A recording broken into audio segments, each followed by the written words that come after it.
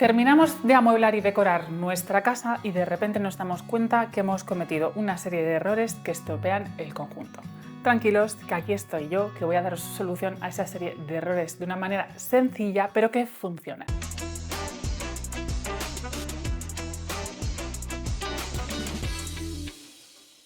Empezamos con uno de los errores más usuales. Te encantó un suelo oscuro que vistes en el almacén o en la tienda, te decides por comprarlo y cuando llegas a tu casa y lo ves aplicado pues en toda la superficie con la iluminación que tiene tu vivienda, te das cuenta que te has pasado de oscuro.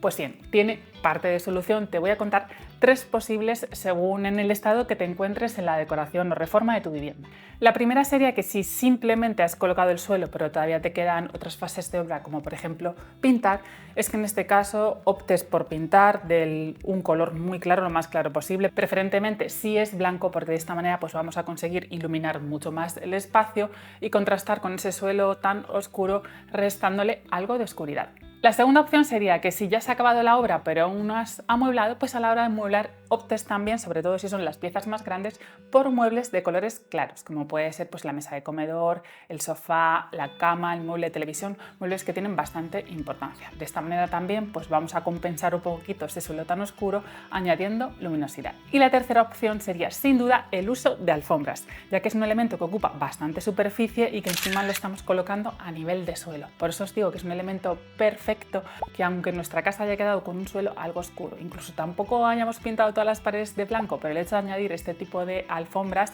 cubriendo parte de los espacios nos va a ayudar, como digo, a iluminarlo. Puedes usar una de las opciones, puedes usar 2 o incluso las 3 si tienes mucha oscuridad que compensar. Querías un baño luminoso y moderno, pero te has pasado de frío. Esto nos suele pasar cuando nos decantamos por un baño todo blanco y lo combinamos solo con detalles en grises, en cromados, que en principio nos parecen como muy modernos, pero el baño se nos queda demasiado aséptico y soso. Aquí tenemos varias soluciones que podemos llevar a cabo. La primera es que si no has añadido la iluminación, o si la has añadido pero una bombilla en un momento dado es fácil de cambiar, optes por una iluminación más cálida. Esto le va a dar pues ese toque de calidez y va a resultar mucho más acogedor.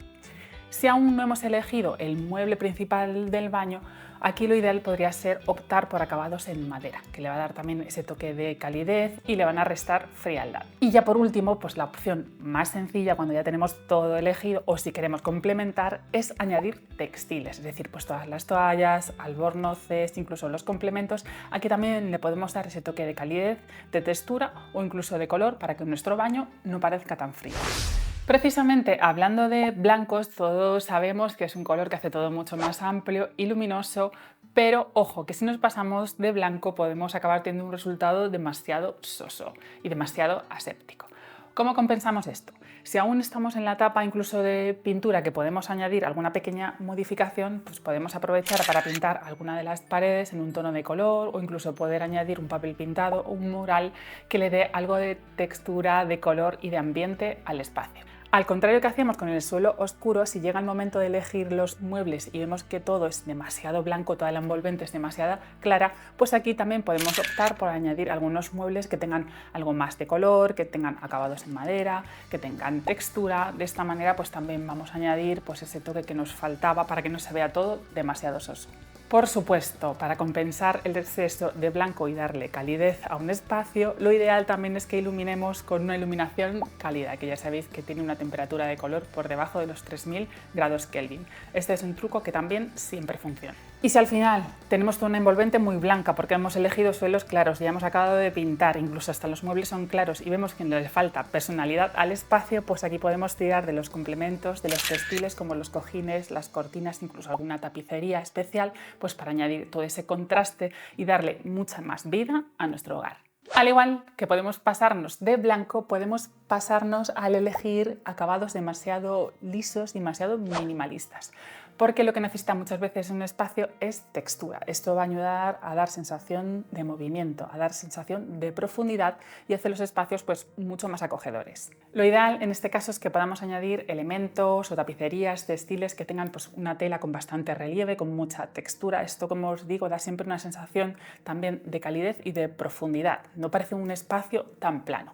Y si queremos meternos un poquito más en faena y tenemos algo de tiempo, podemos decorar alguna de las paredes con un relieve 3D utilizando pues, molduras o paneles, creando una composición que nos guste. De esta manera, como os digo, estamos creando ese contraste, esa sensación de luces y sombras que tan bonito queda, pero sin recargar demasiado el espacio. Otro de los errores más frecuentes es que hemos iluminado mal el espacio. Bien, porque no teníamos claro cómo vamos a amueblar y no corresponden los puntos de luz con las zonas que necesitamos.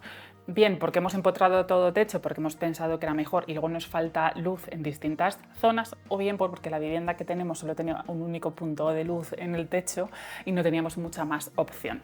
Si no podemos hacer obra, que sería lo ideal para poder rehacer la iluminación acorde al espacio que estamos utilizando, vamos a aprovechar pues, los enchufes que podamos o que tengamos repartidos por la sala para complementar el espacio, la iluminación, con lámparas de mesa, lámpara de pie en distintos rincones. De esta manera vamos a conseguir crear distintas zonas de luz e iluminar mejor el espacio. Incluso hoy en día también podemos recurrir a las lámparas portátiles que se cargan como es un móvil y las podemos dejar encima de cualquier superficie, por ejemplo encima de una mesa en la que no vemos bien cuando queremos hacer cualquier trabajo como comer, que sea la mesa de comedor, o si hemos creado por ejemplo un rincón de estudio. Y sí, la orientación de nuestra vivienda y más en concreto de la pared donde está la ventana por donde nos entra la luz puede influir en cómo percibimos y vemos los colores. La luz puede entrarnos de manera directa o indirecta y con distinto matiz de color en función de la orientación donde esté la pared y la ventana que está expuesta al exterior. Ojo, que voy con los datos para el hemisferio norte, ¿eh? Eso sí. Bueno, en este caso, en el hemisferio norte, precisamente la orientación norte es la peor, porque no recibe la iluminación directa, por eso vamos a tener una luz mucho más tenue, más apagadita, y además la luz que nos entra tiene un tono más frío. Por eso estos espacios tenemos que tener cuidado con el color que elegimos, porque si vamos a tonos muy grises o azulados, lo que vamos a conseguir es un aspecto aún más triste, más apagado, más tétrico, como un efecto de cueva. Aquí es mejor entonces que optemos siempre por colores más cálidos y lo más claros posible, que resulten muy luminosos. Si tenemos orientación sur, enhorabuena, es la mejor orientación porque recibe una luz muy directa y también una luz con mucha carga con mucha intensidad, ¿vale? Con mucha carga de luz, y también tiene un matiz mucho más cálido. Como os digo, es la orientación ideal, podríamos trabajar con cualquier color. Eso sí, yo evitaría, si tenemos unos amplios ventanales o ventanales muy grandes, que fuera un blanco muy puro, porque puede resultar que a ciertas horas nos resulte incluso un poquito deslumbrante. Las otras dos orientaciones serían este y oeste, y aquí también podemos pensar un poco en los distintos usos que podamos tener. La orientación este pues es una luz más de mañana, es una luz algo más intensa y más clarita, mientras que en la orientación oeste la principal fuente de luz entra por la tarde-noche y ya sabéis que va a ser una iluminación muchísimo más cálida, incluso un toque más anaranjado. Por eso también tenemos que tener cuidado con los colores que elijamos, porque los puede amarillar en exceso. Por supuesto, si hablamos de que estáis en el hemisferio sur, todos estos datos serían justo lo contrario. Un error muy frecuente, pero que por suerte tiene fácil solución, es equivocarnos con la altura a la que colgamos nuestros cuadros o nuestras fotografías. Y no solo también con la altura, sino también con su tamaño. Porque ya podemos tener la obra de arte o la fotografía más bonita del mundo, porque no nos equivoquemos a la hora de colgarlo, a la altura a la que lo colgamos, o tenga una proporción que no coincida con el tamaño de pared donde está colocado, estaremos estropeando el efecto que esta obra nos produce. Si vamos a colocar nuestro cuadro solo en una pared, lo que tendremos que buscar es que tenga una proporción, es decir, que el cuadro no sea demasiado pequeñito para una pared muy grande y viceversa. Lo ideal para la altura de nuestro cuadro es que el centro del cuadro coincida visualmente con la altura de los ojos, de la vista, ¿vale? Porque así, de esa manera, estaremos enfocando al centro, que es lo que nos va a llamar la atención cuando pasemos a un espacio. Obviamente tenemos que tener en cuenta, como os decía, el tamaño de la obra para que quede aire arriba y abajo, es decir, un espacio para que el cuadro y la obra respire y se pueda ver bien, ya sea con el techo y el suelo o con algún elemento que podamos tener debajo como un mueble. Si estamos proporcionando nuestro cuadro al mueble que tenemos debajo, para mí lo ideal en tamaño es que ocupe no más de los 2/3, 3/4 como muchísimo del mueble que tenemos debajo. Y como consejo, si queremos colocar un elemento más bien pequeño para que no se vea desproporcionado, es mejor que creemos una composición o una galería, adaptada, como os digo, o al mueble que tenemos debajo o a la pared en la que lo vamos a colocar. De esta manera pues crearemos ese efecto de galería de arte que quedará mucho más armónico y más proporcionado también. Otro de los errores sería tapar la entrada de luz natural. Y sí, es que a veces nos equivocamos, porque por querer vestir muy bien nuestras puertas y ventanas con unas cortinas bonitas, igual elegimos tejidos que sean demasiado tupidos, demasiado densos, poco translúcidos y al dejar poco paso de luz oscurecen demasiado el espacio y estamos consiguiendo siempre el efecto contrario. Como os digo, tener en cuenta la cantidad de luz que entra según la orientación y en base a eso también, y el espacio, el tamaño y la apertura de la ventana, elegir los tejidos para las cortinas. Vale, os lo he dicho muchas veces y es que es un error comprar todos los muebles de un espacio a juego. Yo sé que resulta muy fácil, que es mucho más fácil de combinar, pero al final podemos tener el resultado de que todo parezca un catálogo. Si ya lo habéis hecho y no os importa en un momento dado renunciar a alguna de estas piezas, pues vamos a darle un toque distinto para que, como os digo, no parezca todo un muestrario. Por ejemplo, a la mesa de comedor que tiene todas las sillas iguales, pues vamos a sustituir un par de sillas por unas sillas distintas que tengan una forma completamente distinta, una textura, un color, unas patas. De esta manera pues le vamos a dar una sensación pues mucho más de movimiento y, como os digo, no va a parecer todo tan unificado. O, por ejemplo, en la zona de relax del salón vamos a cambiar la mesa de centro que va a juego con el resto de muebles y vamos a añadir una que sea pues, de una forma distinta, por ejemplo, redondeada, o que tenga un material distinto, como una piedra, un mármol, un toque de brillo, un metal. De esta manera, como os digo, vamos a quitar ese efecto tan a conjunto que tampoco favor nos hace. ¿Te has dejado llevar por la moda o tendencia o las fotos que ves en revista y has decidido iluminar el espejo de tu baño en vez de que él lleve luz o la pongamos en el techo con una lámpara de cuelgue? Porque te gustan y quedan muy decorativas. Pero una vez lo has hecho, no te ves.